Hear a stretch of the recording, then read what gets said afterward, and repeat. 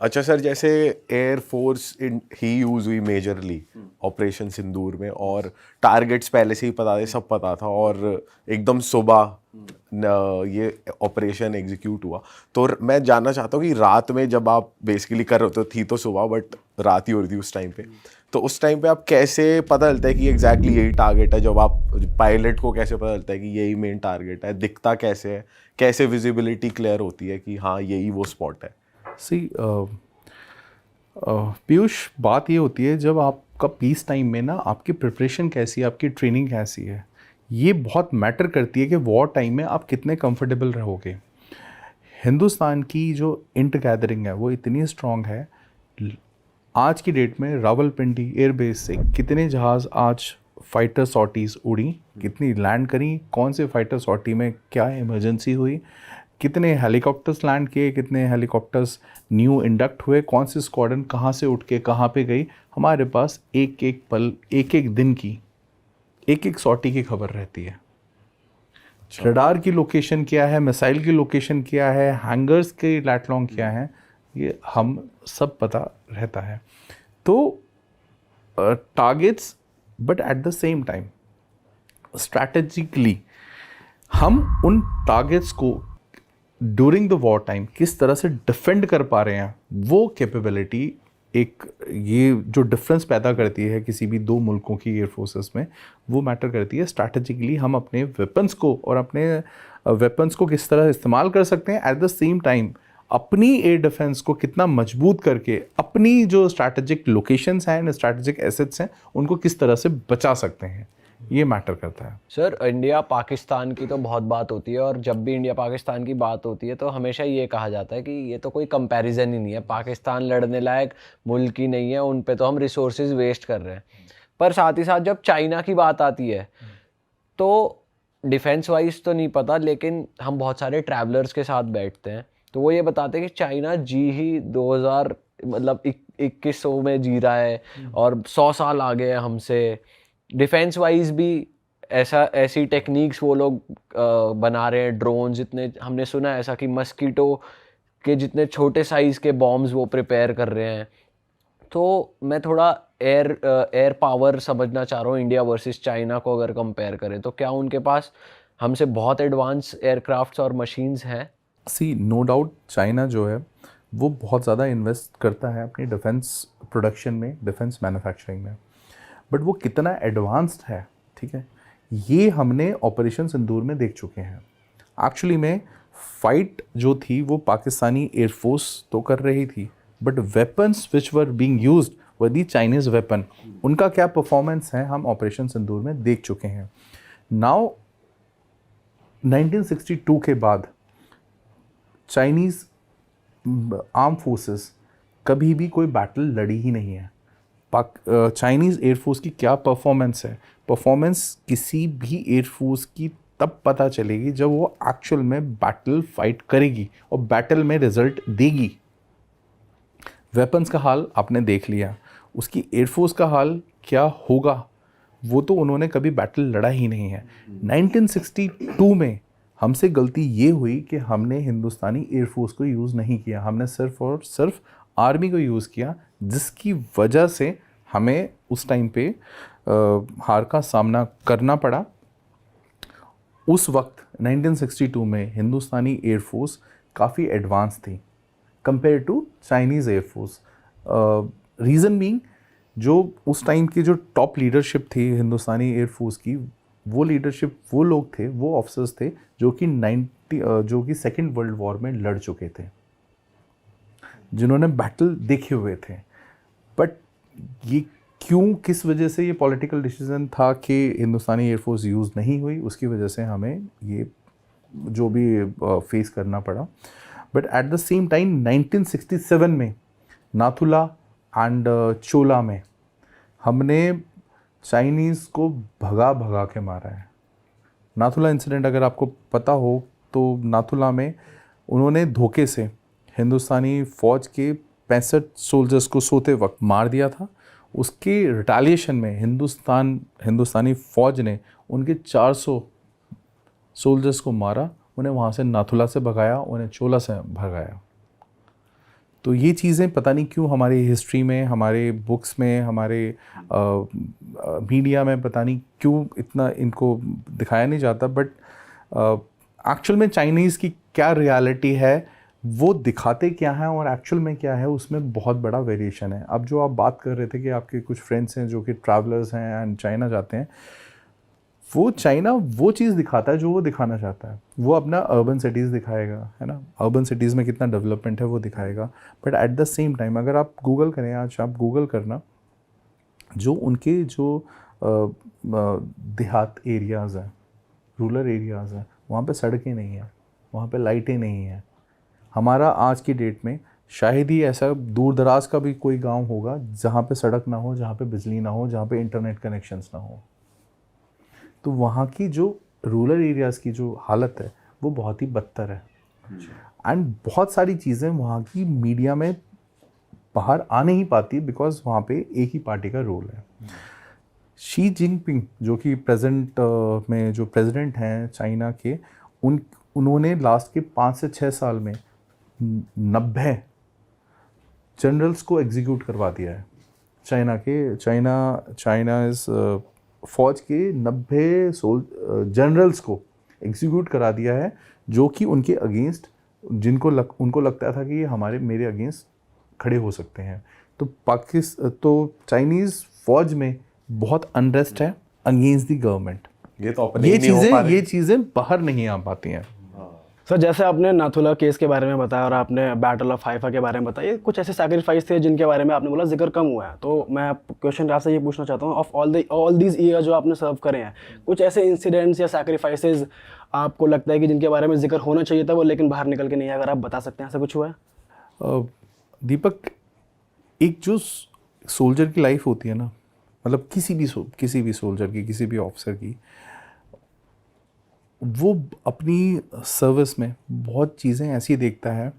It's not just about जब आप लड़ाई कर रहे हो तब आपका सेक्रीफाइस, जब आप पीस टाइम में भी, जब आप देश की सरहदों को जब डिफेंड कर रहे हो, जब आपकी देश के लिए जो आप अपना फैमिली से दूर रहना, अपने घर से दूर रहना, ये जो सेक्रीफाइस होता है, ये एक इसकी ज़्यादा बात नहीं होती है। मैं आपको एक एग्ज़ाम्पल देता हूँ। मैं कश्मीर में एक राष्ट्रीय राइफ़ल्स के साथ अटैच था 2-3 साल पहले। राष्ट्रीय राइफ़ल्स के जो उस जगह के जो कंपनी कमांडर थे, वो एक मेजर रैंक के एक ऑफिसर थे। उस कंपनी की एक आगे फॉरवर्ड पोस्ट थी जो कि लगभग 4-5 किलोमीटर ऊपर थी, बिल्कुल एलसी के ऊपर। ओके। अब वहाँ पे एक नायक होता है, मतलब 6-7 साल की सर्विस वाला सिपाही, नायक रैंक का एक बंदा था। उसके घर से मैसेज आता है कि उसके फादर की डेथ हो चुकी है। उसको मैसेज पोस्ट पे पहुँचाया जाता है। अब ये दिसंबर का महीना है, बर्फ़ गिरी हुई है, उस जगह पे बर्फ़ गिरी हुई है, 10 से 15 फीट की बर्फ़ है। जो मौसम है वो बहुत ख़राब है, उस दिन बहुत सर्द हवाएं चल रही हैं, एंड अगर उस जवान को नीचे उतरने का एक ही तरीका है, उसको पैदल ऊपर से नीचे आना होगा। ओके। जो कि पॉसिबल नहीं हो सकता ऐसे एडवर्स वेदर में। अब एक जो सोच के देखो, एक जो सिपाही है, उसके फादर गुजर चुके हैं, उसको अपने फादर के क्रिमिनेशन के लिए नीचे आके वापस जाना है अपने गांव में, वो जा नहीं सकता। 1 दिन हो गया, 2 दिन हो गए, दूसरे तीसरे दिन, जब तीसरा दिन हो गया, उसको, जवान को भी पता है कि मैं नहीं उतर सकता। उसके फादर का मोर्चरी में जो भी उसके फादर की डेड बॉडी रखी थी, फाइनली उसका क्रिमिनेशन कर दिया जाता है कि भाई लड़का तो आ नहीं पाएगा। अब वो 3rd डे वो नायक अपने सूबेदार साहब के पास जाता है, जो वहाँ पे लोकल सूबेदार, बोलते साहब मेरा इस तरह से तो मैं रह नहीं पाऊँगा, आप मेरी ड्यूटी लगा दो। ओके। नाउ जस्ट, अब वो सूबेदार साहब उस मेजर साहब को कॉल करते हैं जो कि मेरे साथ वहाँ पे तैनात थे। मेजर साहब बोलते हैं कि, मेजर साहब उस नायक से फिर बात करते हैं, बोला तुम कोई बात नहीं, तुम रेस्ट करो, तुम्हें ड्यूटी पे नहीं लगाया जाएगा। मतलब वो अब सोच के देखो उस नायक का उस टाइम पे क्या मानसिकता होगी उसकी। करेक्ट। तो ये सेक्रीफाइसेस हैं जो मतलब अनहर्ड एंड अनसीन चले जाते हैं। और सर ऑपरेशन सिंदूर में आप एक्टिवली थे उस टाइम पर, उस टाइम का कोई पल आपको याद रहता है अभी भी, कि अभी भी याद है और आप सोचते हो कई बार उसको, कोई है ऐसा? इसमें ना पीयूष, जो 24 तारीख को जो ये हरकत हुई, इसमें एक हमारे कॉपल भी था जो कि वहाँ पे अपनी उस कॉपल की पोस्टिंग आ चुकी थी श्रीनगर से, वो हाशिमारा पोस्टिंग पे जाने वाला था। अब जब पोस्टिंग जाने से पहले उसने अपनी फैमिली को, अपनी बीवी बच्चों को वहाँ पे बुलाया हुआ था कि हम जाने से पहले थोड़ा कश्मीर घूम लेते हैं एंड फिर कश्मीर घूम के फिर हम इस पोस्टिंग से दूसरी पोस्टिंग पे जाएंगे। उस दिन जो ये इंसिडेंट हुआ, उस कॉपल की जब बॉडी उस एयरफोर्स स्टेशन श्रीनगर में आई नेक्स्ट डे, तो वो पल मैं मतलब मेरी आंखों से निकल नहीं सकता। उसके जो माँ बाप थे वो किसी दूर दराज के गांव से ताल्लुक़ रखते थे, असम, वो बेसिकली असम से था। उसके माँ बाप आए, उसकी बहन आई, और वो उनका ये कहना था कि हम फर्स्ट टाइम हम किसी एयरफोर्स स्टेशन के अंदर आए हैं, एंड जिस दिन वो एयरफोर्स स्टेशन के अंदर आए हैं वो लेने के आए अपने बेटे की डेड बॉडी। तो ये कुछ चीज़ें होती हैं जो कि मतलब आपको अंदर से बिल्कुल इमोशनल करके रख देती हैं, एंड जिन चीज़ों को मतलब बयां नहीं किया जा सकता। सर आप हर सिचुएशन के लिए तैयार रहते हो। एक तरफ जब आप इतने इमोशनल मोमेंट देख लो, अपने साथ वाले की डेड बॉडी आप देख रहे हो, तो रिवेंज कभी कभार पर्सनल भी हो जाता है, और वो पर्सनल चीज़ आप में आकर आप गलत डिसीजन ना ले लो, इसके लिए आप बहुत ट्रेंड होते हो। तो मैं थोड़ी ट्रेनिंग समझना चाहता हूँ कि कितनी इंटेंस, किस लेवल की ट्रेनिंग होती है आपकी, और ट्रेनिंग के टाइम जो आप फ्लाई कर रहे हो, क्या वो असली आपका फ्लाइंग मशीन होती है या वो डिफरेंट पे प्रैक्टिस होती है और डिफरेंट आप एक्चुअली फ्लाई करते हो? कैसे होता है एयरफोर्स की ट्रेनिंग, थोड़ी बताओ। एयरफोर्स और बाकी दोनों सर्विसेज की जो ट्रेनिंग है वो दुनिया की सबसे बेहतरीन ट्रेनिंग है।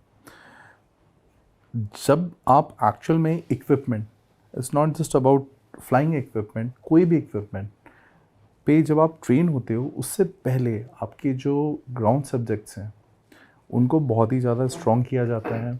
आपके जो बेसिक्स हैं उनको बिल्कुल क्लियर किया जाता है। उसमें क्या क्या चीज़ें आती है सर? उसमें आती है उस इक्विपमेंट से रिलेटेड कुछ भी चीज़ है, वो थ्योरी होती वो है सारी? थ्योरी का पार्ट होगा।